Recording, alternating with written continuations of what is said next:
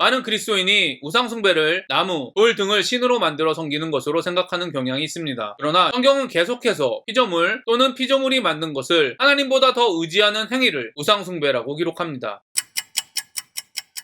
안녕하세요. 바이블 TMI의 마카리오스입니다. 오늘 본문은 오바댜 1장 1절부터 14절입니다. 오바댜서를 잘 이해하기 위해서는 먼저 배경에 대한 이해가 있어야 합니다. 에돔은 바벨론이 유다를 멸망시킬 때 예루살렘 공격에 앞장섰습니다. 그러나 에돔은 유다가 망한 후 33년 후 바벨론에 의해 멸망당합니다. 오바댜서는 에돔에 대한 심판 예언을 기록한 책입니다. 그래서 많은 주석가들은 오바댜서를 유다의 멸망 이후 에돔이 망하기 전에 기록되었다고 주장합니다. 오늘 말씀은 에돔이 멸망할 것이라는 예언에 대한 이야기입니다. 오늘 말씀을 통해 우상이란 무엇인가, 자신이 무엇에 속고 있는지, 믿지 않는 사람들에 대한 그리스도인의 태도에 대해 깊이 성찰하는 시간이 되기를 바랍니다. 오바댜의 묵시라. 주 여호와께서 에돔에 대하여 이와 같이 말씀하시니라. 우리가 여호와께로 말미암아 소식을 들었나니 곧 사자가 나라들 가운데 보내심을 받고 이르기를 너희는 일어날지어다. 우리가 일어나서 그와 싸우자 하는 것이니라. 보라, 내가 너를 나라들 가운데 매우 작게 하였으므로 내가 크게 멸시를 받느니라. 너희 마음의 교만이 너를 속였도다. 바위 틈에 거주하며 높은 곳에 사는 자여, 내가 마음에 이르기를 누가 능히 나를 땅에 끌어내리겠느냐 하니 내가 독수리처럼 높이 오르며 별 사이에 깃들일지라도 내가 거기에서 너를 끌어내리리라. 여호와의 말씀이니라. 오바댜는 에돔의 특징을 이렇게 말합니다. 너희 마음의 교만이 너를 속였도다. 이미 말씀드렸지만 에돔은 당대 강대국이었던 바벨론과 동맹을 맺고 있었습니다. 그리고 에돔은 현재 요르단의 페트라 지역입니다. 페트라를 가보신 분들은 그 지역이 얼마나 방어하기 쉬운 천연의 요새같이 되어 있는지 아실 것입니다. 이렇게 태평성대를 누리는 것 같은 에돔의 상황은 이들에게 교만한 마음을 가져왔을 것입니다. 그런데 오바댜는 교만이 너를 속였다고 선언합니다. 그럼 에돔의 교만이 무엇을 속이고 있을까요? 4절은 이렇게 말합니다. 너희가 아무리 높아져도 하나님께서 너희를 끌어내실 것이다. 그렇습니다. 에돔의 교만은 이 땅에서 높아지면 안전할 것이라고 속였습니다. 여기에 속은 에돔은 하나님께서 이 땅을 주관하고 계신다는 진리를 기억하지 못했습니다. 저와 여러분을 돌아보기 원합니다. 여러분을 교만하게 만드는 것은 무엇입니까? 안전하게 생각하게 하는 것은 무엇입니까? 돈입니까? 집입니까? 안정된 직장입니까? 인맥입니까? 당연히 이 땅에 시선을 둔 세상 사람들은 돈, 집 등을 통하여 안정감을 느끼고 다른 사람보다 낫다는 교만한 마음이 생길 것입니다. 그리스도인이라고 할지라도 하늘에 시선을 두지 않으면 여지없이 물질의 소유, 능력의 소유 때문에 교만해집니다. 여러분, 오바댜의 경고를 기억하시기를 바랍니다. 돈과 집, 직장, 인맥 등을 믿고 교만해지면 하나님께서 우리를 끌어내리실 것입니다. 저는 물질의 소유가 많고 적음을 말하는 것이 아닙니다. 물질이 없기 때문에 비참해지고 자신감이 없다고 하나님께서 우리를 높여주시지 않습니다. 오바댜의 경고의 포인트는 영원한 것들보다 영원하지 않은 일에 집중하게 하는 사단의 속임수에 속지 않아야 한다는 것입니다. 많은 그리스도인이 우상숭배를 나무, 돌 등을 신으로 만들어 섬기는 것으로 생각하는 경향이 있습니다. 그러나 여러분, 잘 생각해 보십시오. 돈과 집 등 세상의 사람들이 의지하는 것들은 모두 피조물인 인간이 만들었습니다. 사람 역시 피조물입니다. 성경은 계속해서 피조물 또는 피조물이 만든 것을 하나님보다 더 의지하는 행위를 우상숭배라고 기록합니다. 저와 여러분이 하나님보다 더 의지하는 자신만의 우상을 발견하시고 제거하시기를 바랍니다. 더 나아가 예전에 하나님께 받은 은혜를 잊어버리면 교만에 빠진다는 것을 기억하십시오. 신명기 2장 21절과 22절을 보면 에돔이 천연의 방어 요새인 페트라 근방의 땅들을 얻은 것은 여호와께서 하신 일이라는 것을 알 수 있습니다. 하나님께 은혜로 받은 그 땅이 시간을 지나 자신을 높이고 하나님을 무시하는 교만의 이유가 되었습니다. 저와 여러분은 어떠합니까? 하나님께서 은혜로 주신 물질, 능력 때문에 교만해지지는 않았습니까? 더 나아가 감사하다고 고백했던 하나님을 아는 지식, 영적 은사, 성공한 사역 등 하나님의 은혜 때문에 교만해져 자신을 괜찮은 신앙인이라고 속이고 있지는 않습니까? 다시 한번 여러분에게 간곡히 권면합니다. 너희가 아무리 높아져도 하나님께서 너희를 끌어내릴 것이다 라는 오바댜의 경고를 기억하시며 피조물이 아닌 창조주 하나님만을 의지하십시오. 하나님의 심판은 반드시 있다. 그리고 임박했다는 베드로의 말을 기억하시며 겸손히 영원한 하나님 나라를 추구하는 지혜로운 사람이 되십시오. 하나님이 우리에게 주신 은혜, 일하심을 잊어버려 교만하게 만드는 사단의 속임수에 속지 마십시오. 하나님의 구원의 은혜를 갈망하며 육체의 정욕을 갈망하게 하는 사단에게 틈을 주지 마십시오. 혹시 도둑이 내게 이르렀으며 강도가 밤중에 내게 이르렀을지라도 만족할 만큼 훔치면 그치지 아니하였겠느냐? 혹시 포도를 따는 자가 내게 이르렀을지라도 그것을 얼마쯤 남기지 아니하였겠느냐. 내가 어찌 그리 망하였는고. 에서가 어찌 그리 수탈되었으며 그 감춘 보물이 어찌 그리 빼앗겼는고. 너와 약조한 모든 자들이 다 너를 쫓아 변경에 이르게 하며 너와 화목하던 자들이 너를 속여 이기며 내 먹을 것을 먹는 자들이 내 아래에 함정을 파니 내 마음에 지각이 없음이로다. 오바다는 에돔이 남김없이 모든 것을 빼앗길 것이다 라고 선포하고 있습니다. 그 이유는 바로 지각이 없기 때문입니다. 지각으로 번역된 히브리어 테브나우는 이해, 깨달음 등의 의미를 가지고 있습니다. 에돔은 먼저 자신들이 의지하던 바벨론이 배신할 것이라는 것을 몰랐습니다. 영원한 친구, 영원한 적도 없다는 말은 세상의 원리와 인간의 특징을 매우 잘 설명한 명언입니다. 두 번째로 에돔은 만물의 지배자는 바벨론이 아니라 하나님이라는 사실을 깨닫지 못했습니다. 저와 여러분이 하나님에 대한 무지 때문에 모든 것을 빼앗기고 멸망당하는 불쌍한 인생이 되지 않기를 기도합니다. 여호와의 말씀이니라. 그날에 내가 에돔에서 지혜 있는 자를 멸하며 에서의 산에서 지각 있는 자를 멸하지 아니하겠느냐. 그마나 내 용사들이 놀랄 것이라. 이로 말미암아 에서의 산에 있는 사람은 다 죽임을 당하여 멸절되리라. 오바댜는 그날 즉 에돔이 심판받는 날에 지혜 있는 자, 지도층, 드만의 용사, 최고 정예의 군사들, 에서의 산에 있는 사람, 일반 백성이 모두 멸망당할 것이라고 선언했습니다. 하나님의 심판의 날 역시 마찬가지입니다. 그 누구도 심판을 피할 수 없습니다. 내가 내 형제 야곱에게 행한 포악으로 말미암아 부끄러움을 당하고 영원히 멸절되리라. 내가 멀리 섰던 날 곧 이방인이 그의 재물을 빼앗아가며 외국인이 그의 성문에 들어가서 예루살렘을 얻기 위하여 제비 뽑던 날에 너도 그들 중 한 사람 같았느니라. 내가 형제의 날 곧 그 재앙의 날에 방관할 것이 아니며 유다 자손이 패망하는 날에 기뻐할 것이 아니며 그 고난의 날에 내가 입을 크게 벌릴 것이 아니며 내 백성이 환난을 당하는 날에 내가 그 성문에 들어가지 않을 것이며 환난을 당하는 날에 내가 그 고난을 방관하지 않을 것이며 환난을 당하는 날에 내가 그 재물에 손을 대지 않을 것이며 내 거리에 서서 그 도망하는 자를 먹지 않을 것이며 그 남은 자를 원수에게 넘기지 않을 것이니라. 오바댜는 유다의 멸망을 방관함, 기뻐함, 약탈함, 노예로 팔아넘김 등 에돔의 잘못된 행위들을 설명하고 있습니다. 저는 그중 유다의 멸망을 방관한 행동과 즐거워하는 행동에 대해 살펴보기를 원합니다. 현대시대를 살아가는 우리들에게 있어서 약탈함과 노예로 팔아넘기는 일을 하는 사람들은 매우 소수일 것입니다. 그러나 다른 사람의 멸망, 즉 불행을 방관하는 행동은 개인주의 성향과 맞물려 오히려 권장되는 행동입니다. 다른 사람의 일에 참견하는 행동은 미움받을 용기, 심지어는 실제적인 피해를 감수해야 하는 시대입니다. 이런 이유 때문에 현대시대를 살아가는 그리스도인에게 있어서 멸망에 방관하지 않는 일은 매우 중요합니다. 그러나 방관하지 않는 일은 항상 영혼을 사랑하는 마음과 함께 가야 합니다. 사랑하는 마음으로 멸망에 방관하지 않는 사람은 다른 사람의 멸망을 기뻐할 수 없습니다. 정죄하지 않습니다. 오히려 슬퍼하고 하나님께 자비를 구할 것입니다. 암브로시우스는 이렇게 고백합니다. 저는 정말이지 모든 주교 가운데 가장 보잘것없고 가장 공로가 적습니다. 그러나 저도 당신의 거룩한 교회를 위해 조금이나마 수고했으니 이 열매를 보살펴 주소서. 당신께서 사제직으로 부르시기 전에 방황하는 이였던 자가 사제가 된 뒤 다시 방황하는 자가 되지 않도록 해주소서. 무엇보다 죄인들과 함께 슬퍼하려면 어떤 마음을 지녀야 하는지 알게 해주십시오. 실로 그것이야말로 가장 훌륭한 덕입니다. 유다의 자손들이 멸망하던 날 너는 그를 두고 기뻐하지 말아야 했다. 환난의 날에 너는 입을 크게 벌리지 말아야 했다라고 쓰여 있기 때문입니다. 넘어진 자의 죄를 알게 될 때마다 그와 함께 괴로워하도록 거만하게 꾸짖는 대신 함께 슬퍼하고 눈물을 흘릴 수 있게 해주소서. 목회자였던 암브로시우스는 죄인들과 함께 슬퍼하는 마음을 구합니다. 왜냐하면 자신의 죄를 함께 슬퍼하시는 하나님을 경험하고 있었기 때문입니다. 그래서 이단에 맞서 정통교리를 수호한 자신의 공로보다 하나님의 자비를 의지했습니다. 저와 같이 말씀을 가르치는 분들, 목회자, 부모 등 다른 사람의 영혼을 책임지고 있으신 분들은 특별히 암브로시우스와 같이 죄인들과 함께 슬퍼하는 마음을 구하십시오. 성도들과 함께 기뻐하는 마음을 구하십시오. 다른 사람의 영혼의 멸망을 방관하지 마십시오. 다른 사람의 영혼의 일에 참견하는 일이 바로 선교입니다. 선교는 올바른 복음을 전하는 것과 함께 기뻐하고 슬퍼하는 마음이 반드시 필요합니다. 선교는 모든 그리스도인의 사명입니다. 우리에게 있어 선교지는 외국이 될 수도 있고 직장이 될 수도 있고 가정이 될 수도 있습니다. 심지어는 교회도 선교지가 될 수 있습니다. 언제 어디서든 하나님의 말씀과 하나님의 마음으로 멸망으로 향해 가는 영혼을 방관하지 마시고 미움받을 용기로 참견하는 저와 여러분이 되기를 간절히 소망합니다. 제가 오늘 여러분과 적용하고 싶은 부분을 말씀드리겠습니다. 첫 번째, 하나님보다 더 의지하는 자신만의 우상을 발견하시고 제거하시기를 바랍니다. 두 번째, 자신을 괜찮은 신앙인으로 속이는 예전에 하나님께 받은 은혜가 아니라 현재 자신이 받고 있는 은혜를 통해 신앙을 점검하시기를 바랍니다. 세 번째, 멸망으로 가고 있는 영혼을 방관하고 있는지, 하나님의 말씀과 하나님의 마음으로 참견하고 있는지 자신의 사명에 대한 태도를 점검하시기를 바랍니다. 오늘도 행복 행복한 하루가 되시기를 바랍니다.